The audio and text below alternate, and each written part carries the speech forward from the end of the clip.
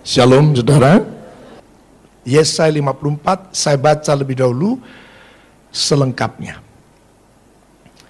Judulnya Perjanjian Damai dengan Sion, atau saya mau mudahkan, perjanjian damai dengan umatnya.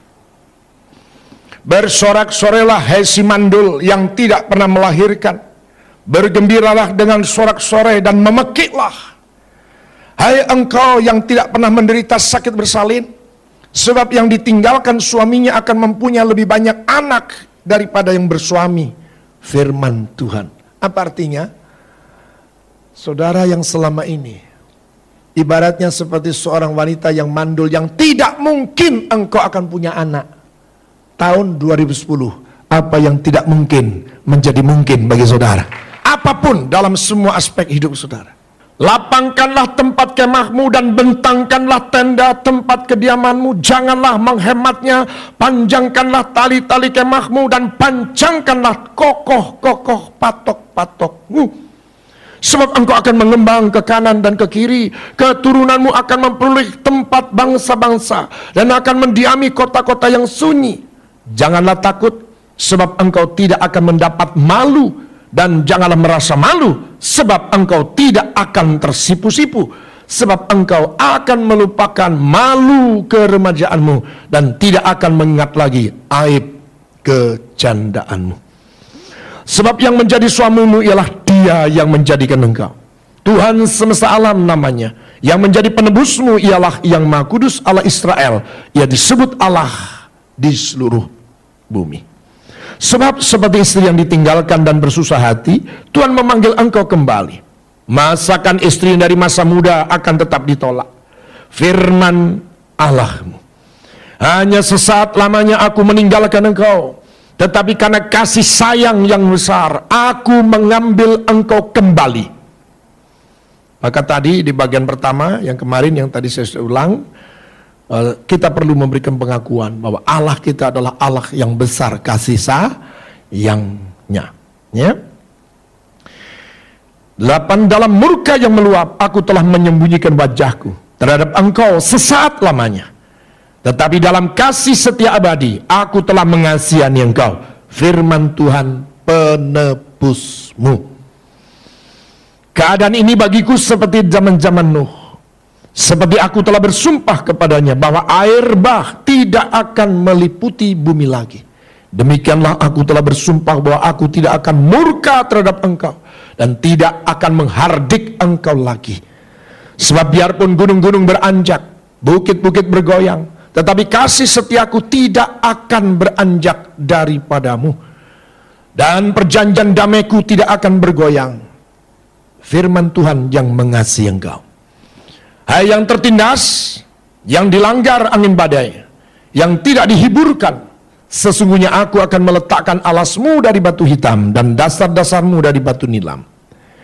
Aku akan membuat kemuncak-kemuncak tembokmu dari batu delima, pintu-pintu gerbangmu dari batu manikam merah, dan segenap tembok perbatasanmu dari batu permata.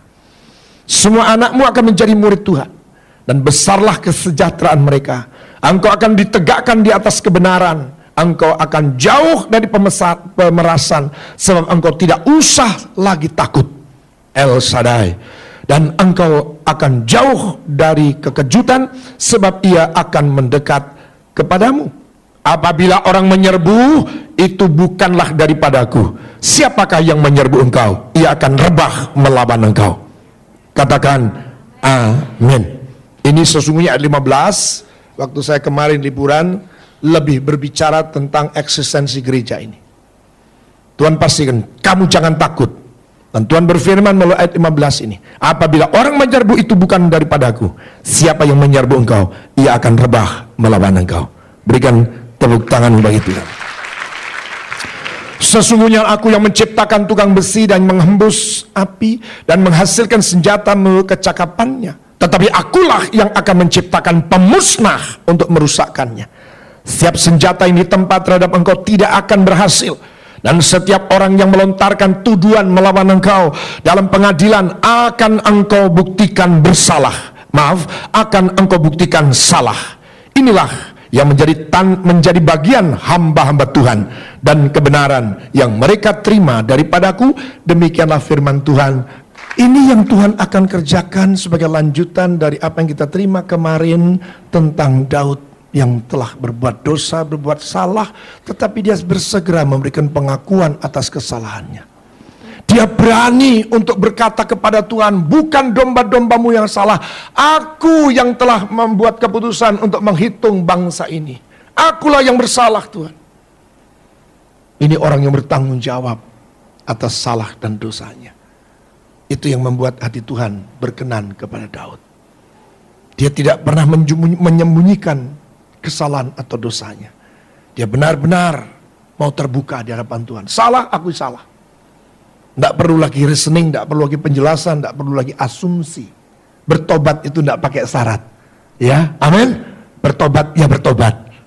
Amin. Ya, saudara, itu yang akan Tuhan kerjakan dan dilanjutkan melalui Yesaya 54 ini. Itu berkaitan dengan apa yang kemarin kita terima dari 1 Tawarikh 20 sampai ke 22 itu. Tuhan akan memulihkan umatnya. Bahkan hal-hal yang tidak mungkin akan dinyatakan sebagai hal yang mungkin. Ketika kita tertindas, ketika kita dipermalukan, ketika kita dijepit, inilah tahun di mana Tuhan akan menegakkan saudara. Panji-panjinya akan dikibarkan tinggi-tinggi. Maka inilah perjanjian damai dengan umatnya. Maka tolong saudara mengerti tentang ini. Tahun baru itu identik dengan pengembangan. Itu yang harus saudara taruh dulu. Setiap kali masuk tahun baru, seperti orang berulang tahun, selalu ada harapan-harapan. Selalu ada program-program baru. Selalu ada kinerja, peningkatan kinerja, target-target baru. Tahun baru, tahun pengembangan. Amin. Katakan itu kepada dirimu sendiri. Hai jiwaku, tahun baru adalah tahun pengembangan. Ayo katakan 1, 2, 3. Tahun baru adalah tahun pengembanganku. Masuk di tahun yang baru itu berarti kita sudah siap dengan target-target baru. Ibadah yang itu dimulai dari ibadah, bukan hanya soal pekerjaan. Saudara yang mungkin jadi salesman, mungkin salesman mobil, 2009 saudara jual 5 unit, 2010 aku akan jual 10 unit. Sebentar dulu, mulai dulu dari hidup rohani. Tuhan, aku mau tingkatkan dedikasiku kepada Tuhan. Aku mau tingkatkan pelayananku. Aku mau tingkatkan jam-jam doaku. Aku mau tingkatkan perenungan firman-Mu. Amin. Mulai tingkatkan. Ini target-target baru. Ya. Saya sebagai manusia, jangan dilihat sebagai orangutan. Saya selalu terbiasa, jangankan kok tiap tahun. Setiap minggu, setiap bulan saya selalu memikirkan hal yang baru. Hal yang baru, hal yang baru. Itu yang memotivasi, itu yang mendorong, itu yang membuat saya bergairah, itu yang membuat saya tidak pernah putus asa. Karena Tuhan itu selalu akan mengangkat, membawa saudara naik, terus naik dan tidak akan pernah turun. Tuhan akan membuat saudara sempurna, akhirnya serupa dengan gambarnya. Harus ada target-target baru saudara. Kalau saudara katakan sebagai seorang direktur utama atau seorang manajer produksi atau manajer pemasaran, saudara puas dengan apa yang saudara lakukan selama tahun 2009 dan tidak ada sesuatu yang baru, dengan biasa mengatakan bagaimana capaian 2010? Biasa saja. Saudara segera dipecat. Karena bagaimana ya, dunia ini semakin kompetitif, bersaing, ya, dimana sepertinya kesempatan itu semakin terbatas. Tapi Tuhan sebenarnya selalu buka jalan atas kita yang menaruh harap kepada Tuhan. Karena konsep Tuhan itu terus naik, tidak jadi ekor, jadi kepala. Dan kita dibawanya kepada kesempurnaannya. Naik terus. Harus ada target-target baru. Dalam ibadah, main musik, jadwal dan sebagainya. Coba yang pemusik, berapa kali jadwal, berapa kali lalai. Jadi singer, bla aduh lali. Sorry ya, hari ini aku tidak bisa, tolong gantian Nono. Mungkin 5 kali kemarin. Ya, dalam hal ini 5 kali absen. Jangan kemudian 2010 aku mau kurangi 1, aku mau absen 4 kali. Loh, ya apa? Tapi harus berani berkata, Tuhan, 2010 aku tidak akan pernah absen dari jadwal yang sudah dibuat. Ayo berikan tepuk tangan. Kerinduan hati saudara dibaca Tuhan. Sikap, pernyataan, komitmen saudara dibaca Tuhan. Belum saudara minta, Tuhan itu sudah sibuk di surga sana. Hei, malaikat, coba dengar ini. Ada anakku yang buat komitmen baru. Perhatikan dia, terus perhatikan dia. Ikuti dia terus kemana. Dan buka jalan buat orang seperti ini. Buat komitmen-komitmen baru. Siap untuk berkembang. Hei si mandul, berteriaklah, memekiklah. Amin. Engkau yang ditinggalkan sebagai janda, yang tidak bersuami, engkau akan punya anak lebih banyak daripada yang bersuami. Ini berbicara soal kemustahilan. Tetapi bagi Tuhan tidak ada perkara mustahil. Tuhan akan lakukan perkara-perkara besar. Maka dari sisi kita adalah kesiapan kita untuk itu. Buat target baru. Dalam soal pelayanan, buat sesuatu yang baru, yang lebih menyenangkan Tuhan, yang bisa menjadi berkat bagi banyak orang lagi. Amin. Apa artinya Yesaya 54 ini? Tuhan sudah menyatakan damai dengan saudara. Artinya Tuhan itu akan turun seperti turunnya Yesus dari surga. Maka kita harus siap menyongsong kedatangannya. Amin. Itu berarti dia akan mulai melakukan intervensi dalam hidup kita. Dia akan mulai melakukan campur tangan atas hidup kita. Siapkah saudara? Ibaratnya kalau saudara ini adalah seorang pemilik perusahaan, tapi sudah tidak punya kemampuan untuk memiliki kemampuan di dalam menata pembukuan saudara atau accounting saudara. Muhammad tiap tahun mungkin sudah katakanlah membuat laporan pajak, bingung, tidak karuan. Lalu ada konsulen pajak akan menata laporan saudara. Sudah siap apa enggak? Ini melebihi dari konsulen pajak. Apa artinya Yesaya 54 ayat yang pertama sampai 17, dimulai dari ayat yang pertama bahwa dikatakan bersorak-sorailah hai si mandul dan yang tidak pernah melahirkan, bergembiralah yang dengan sorak-sorai dan memekiklah hai engkau yang tidak pernah menderita sakit bersalin, sebab yang ditinggalkan suaminya akan mempunyai lebih banyak anak daripada yang bersuami. Firman Tuhan artinya apa? Tuhan bersegera turun tangan. Tuhan segera akan melakukan perbuatan-perbuatan besar. Tuhan akan melakukan mujizat dalam kehidupan saudara. Jadi ini bukan hanya sekedar secara pribadi, oh Tuhan akan memberi saya anak, Tuhan akan memberi saya kelepasan. Tidak, Tuhan turun tangan karena judulnya adalah Tuhan sudah berdamai dengan Sion. Tuhan sudah berdamai dengan umatnya. Seperti Allah telah berdamai dengan umatnya, datanglah Yesus ke dalam dunia, siap untuk melakukan perbuatan-perbuatan besar. Sekarang dari pihak kita bagaimana? Ya, saudara yang dikasih Tuhan, campur tangan Tuhan mendatangkan apa? Mukjizat. Yang berikut, campur tangan Tuhan harus disikapi dengan kesiapan kita untuk berkembang, untuk maju. Inilah tahun pengembangan kita. Amin. The year of expansion. Ayat 23 mengatakan, lapangkanlah tempat kemahmu. Pengen punya anak, tidak siap rumah. Mau menikah, bagaimana siap? Ya pokoknya saya siap menikah. Saya siap jadi suami yang penting. Lah nanti hidupnya gampang, susah sehari, pikir sehari. Ini suami tidak bertanggung jawab, saudara. Ya. Mau punya anak 10, kamarnya cuma 1.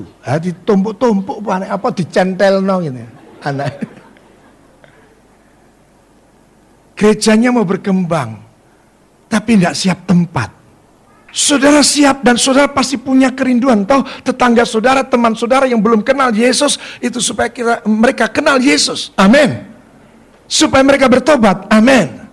Tapi sementara kita punya kerinduan dia bertobat, punya kerinduan supaya dia datang beribadah, kita tidak mempersiapkan tempat. Kita tidak membuka hati, tidak menjadi orang yang legowo. Saya ingin ajak saudara yang memang sungguh ingin hari perkabunganmu berakhir, siap untuk menerima mujizat. Sediakan diri saudara, pastikan Tuhan datang untuk melakukan perkara-perkara besar. Dan kalau itu terjadi, jangan pernah saudara mengatakan kebetulan. Bisa ditarik mana saudara? Saudara akan ditimpa masalah yang lebih besar lagi. Tapi katakan dengan tulus hati, semua ini adalah pertolongan Tuhan. Contoh saya mau katakan, beberapa saat yang lalu ada seorang yang ingin mendapat pekerjaan. Sudah 5 tahun dia berdoa untuk mendapat pekerjaan, tapi nggak dapat. Puji Tuhan, akhirnya saya persiapkan, saya biasa kalau mau mendoakan nggak cuma langsung doa, kecuali kalau sudah memang waktunya nggak ada, selalu saya ingin sampaikan apa isi hati Tuhan. Paling nggak persyaratan untuk menerima pertolongan Tuhan. Antara lain saya katakan, siapkan dirimu, percaya bahwa Tuhan, kalau kita sepakat, Tuhan akan memberikan yang terbaik. Dan jangan kau katakan yang lain. Puji Tuhan, akhirnya dia diterima. Tetapi kemudian, gimana kabarnya? Puji Tuhan Pak, akhirnya saya dapat kerjaan. Ya luar biasa Pak, saya diketemukan dengan teman saya Pak. Gara-gara teman saya itu Pak, saya dapat kerjaan. Hilang mana ini gaweane ini? Benar sudah 2 bulan, 16. Hati-hati dengan mulut. Lidahmu menentukan hidupmu. Kalau saudara sungguh segala sesuatu oleh karena Tuhan, Tuhan akan buka langit di atasmu, Tuhan akan memberkati engkau luar biasa.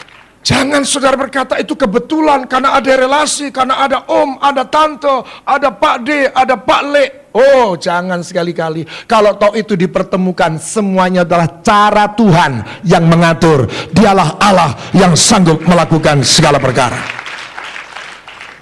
Cari kesiapan mentalitas kita, kesiapan iman kita untuk datangnya mujizat dalam kehidupan ini. Kesiapan saudara bukan kesiapan untuk pribadi, tapi kesiapan ketika saudara akan diselesaikan belenggu, saudara akan dipatahkan rantai, masalah saudara akan dipatahkan. Siaplah untuk saudara sendiri berkembang, untuk jadi berkat bagi orang lain. Bisa ditaruh dalam hati, Tuhan sembuhkan aku. Tuhan sudah tahu apa motivasinya dia ingin sembuh. Sekalipun mungkin saudara ngomong, maka hati-hati saudara, ya. Kalau punya motivasi. Kalau motivasi saudara, saya akan jadi saksi Tuhan. Aku akan memberitakan perbuatan-perbuatan yang besar. Tuhan akan memberikan mujizat. Amin. Tapi kalau itu buat kesombonganmu, buat keakuan. Aku ini saudara. Saya begini nih gara-gara dengkul. Saudara. Saya diberkati Tuhan ini gara-gara dengkul ini. Makanya pakaian dengkulmu. Ojo mbok centel no.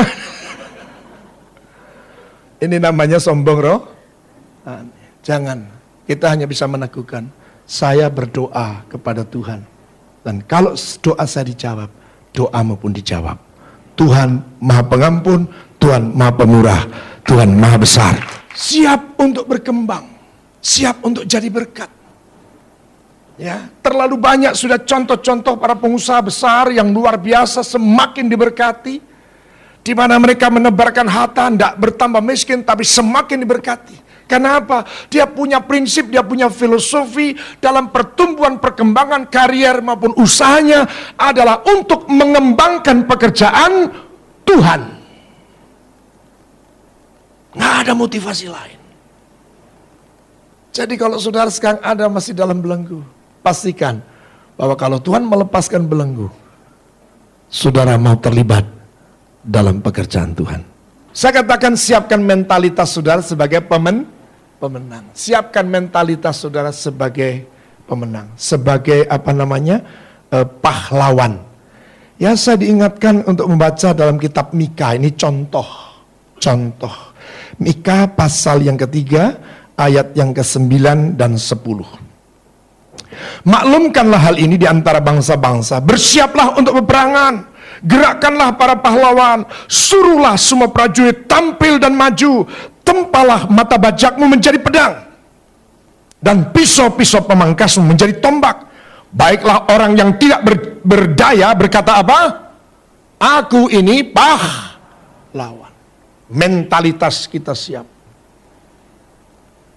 Ya, seperti khotbah beberapa minggu yang lalu tentang Kaleb. Kekuatan sekarang hari ini umurku 85 tahun. Tapi kekuatanku sama ketika aku umur 40 tahun. Jangan menjadi lemah. Siapkan mentalitas saudara untuk menang. Mentalitas sebagai seorang juara. Bahkan bukan saja pemenang, engkau dipersiapkan untuk lebih dari seorang pemenang.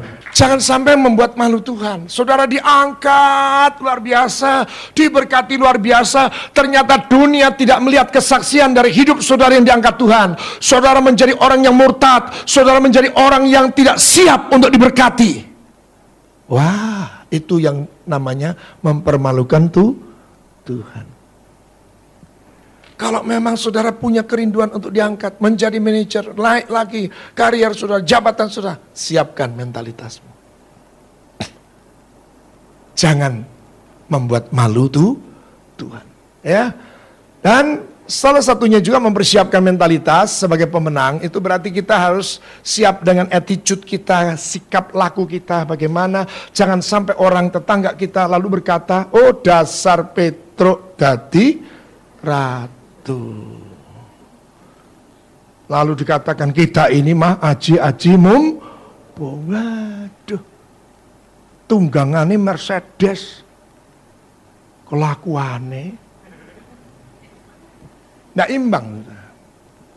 Katanya ngaku anak Tuhan, ya, tapi tidak sama sekali mencerminkan dirinya sebagai anak Tuhan. Ya, jangan dibalik anak Tuhan menjadi anak hantu nanti.